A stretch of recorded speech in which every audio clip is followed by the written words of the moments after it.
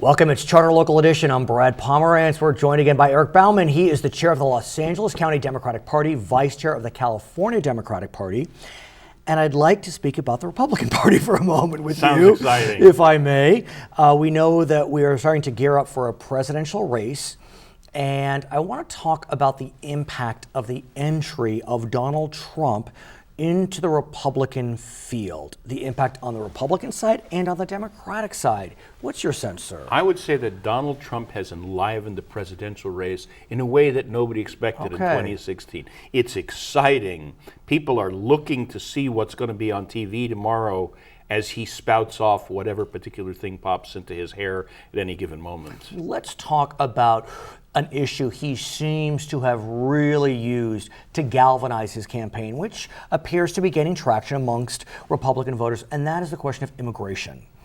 We know that when we look at past races throughout this century, that Latino voters have been pulling away from Republicans and moving towards Democrats. And in some states, it appears that support has been decisive for Democrats. Without stating, the obvious, what's your sense of how Mr. Trump's entry, whether he's the nominee or not, will impact both the Latino vote and Latino turnout? Well, let's start off by saying this. Look, the National Republican Party, after Mitt Romney's devastating loss, spent a ton of money to research and figure out what they had to do to be competitive in national elections. And one of the things that was writ large in all of their research was that they had to change their tone in talking about and dealing with immigrants in America. And Reince Priebus, the chair of the Republican National Committee, has tried to do that.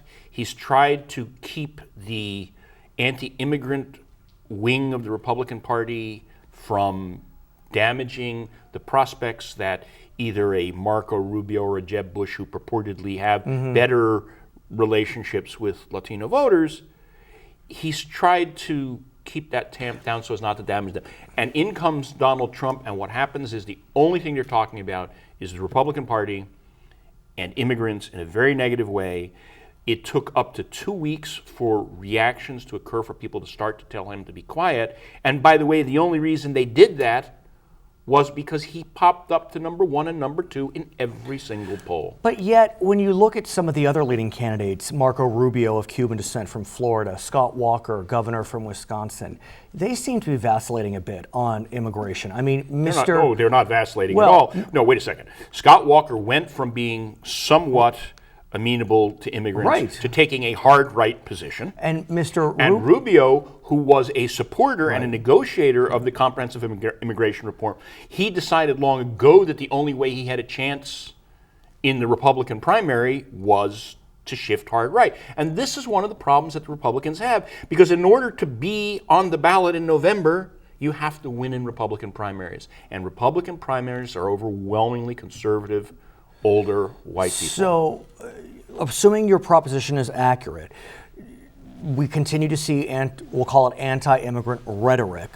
What does that do to the general election? Because, look, we know in past general elections we've seen Latino voters cut towards the Democrats, but they're not coming out to vote in large numbers. We know in 2014 the Latino vote was not strong.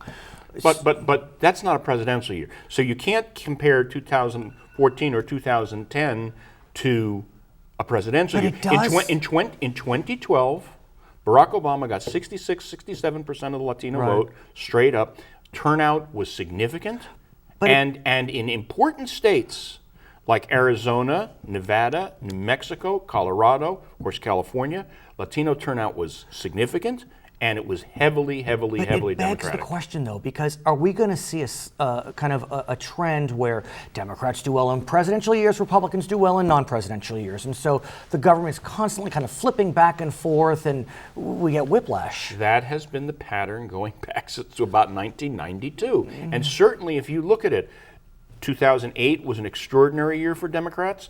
2010, Democrats got killed. 2012 was a good year for Democrats. 2014, they stayed home. But then what can Democrats do to remedy this plight? This is a bigger and different question that isn't germane to the presidential race, but I'll say this. But it could. In 2016, in 2016 with a strong Democrat getting ready to soon shatter a ceiling and become president of the United States, whoever she might be. Right. We'll talk about her in a second.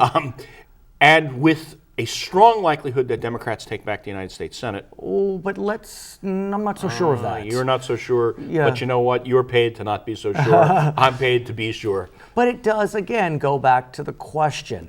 The reason why you feel confident behind that prediction is that it is an on-year election. Of course. And it seems to me it becomes very difficult to govern when the country is giving elected officials whiplash with their differing verdicts every 2 years.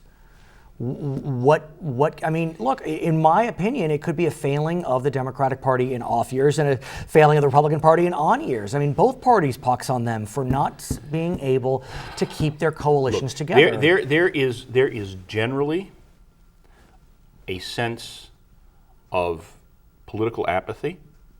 Voters across the board often believe that the government doesn't work for them. When you ask people what the government does for them, they'll tell you nothing. It's like we often joke about somebody who says, I hate that Obamacare, it's the worst thing that was ever created, but boy, am I glad they changed the law so that my son can stay on my insurance till he's 26, or so they can't drop me because of my pre-existing condition. Right. Voters are in a very down state, and they're not very happy with government. But the presidential election always generates more excitement. It brings out many more young voters. 2008 had a huge number of young voters that came out for Barack Obama. Everybody said that in 2012 they wouldn't come back out, and they came out in even bigger numbers to vote for him again. So let's talk about the Democrats, if I may. Yes. We have Hillary Clinton being arguably the presumptive nominee. That being said, a independent candidate running as a Democrat, a senator from Vermont, seems to be making a lot of noise, especially in early states. Are you concerned about the noise that Bernie Sanders is making?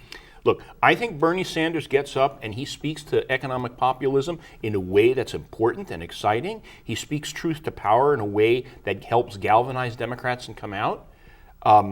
He will cause Hillary Clinton to be an even better candidate. Or a farther left candidate, which could be a problem in the general? I don't think anybody will ever describe Hillary Clinton as a farther left candidate. She may, for sure, be more left than we would have thought in the past. You listen to her economic populism. You look at her talking about the gig economy. You look at her coming out and talking about reforms being necessary in Wall Street, and that there needs to be not just shareholder payoff, but employee share. But look, Barack Obama was able to capture the historic nature of his potential election.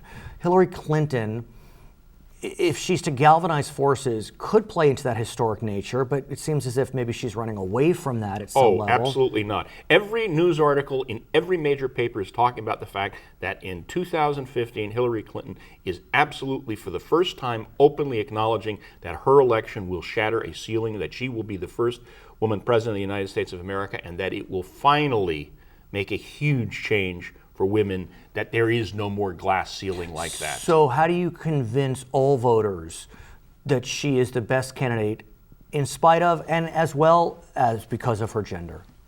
Well, first of all, you never convince all voters of anything. You know what I'm getting at. I think that when you get down to her qualifications, her unique experience, both domestic and international, when you look at the fact that she is so well known, and that voters, they can throw all the garbage in the world they want at her. Voters have heard it all before. And you'll come back. I will certainly come back. His name is Eric Bauman, chair of the LA County Democratic Party. My name is Brad Pomerance. In Long Beach today, this is Charter Local Edition.